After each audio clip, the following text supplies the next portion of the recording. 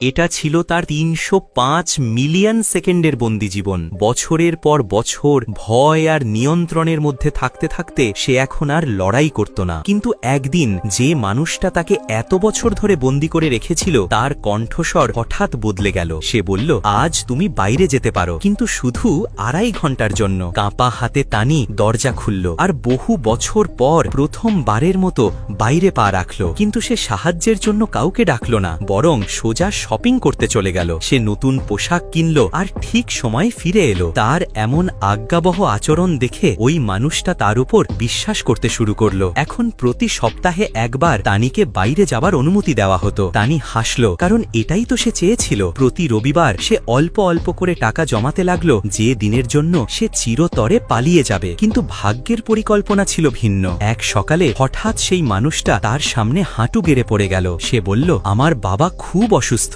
আমি চাই তুমি আমার মঙ্গেতর ফিয়ান্সে হওয়ার ভান করো। তুমি কি আমার সাথে বিয়ে করবে? তানি হ্যাঁ বলল। যখন তার বাবা মা বাড়িতে এলেন, তারা দেখলেন এক শান্ত ভদ্র পরিপাটি মেয়ে, যে সত্যিই তাদের ছেলের প্রেমিকা বলে মনে হচ্ছিল। প্রথমবার তানিকে বাড়ির ওপরের ঘরে স্বাধীনভাবে থাকতে দেওয়া হলো। সে এক নম্র ভালো সঙ্গীর মতো আচরণ করল, কিন্তু তার চোখের পেছনে চলছিল এক গোপন পরিকল্পনা। একদিন শপিং করার সময় সে ধীরে ধীরে দোকানদারকে বলল, my name is cash and I am listed on the missing person database. দোকানদার চুপি চুপি খোঁজ নিল আর সত্যটা জেনে স্তম্ভিত হয়ে গেল। সে সত্যি সেই মেয়েটি ছিল যে ১০ বছর আগে নিখোঁজ হয়েছিল। সেই রাতেই পুলিশ দরজা ভেঙে ঢুকে পড়ল আর তানির ভয়ের অধ্যায় চিরতরে শেষ হয়ে গেল।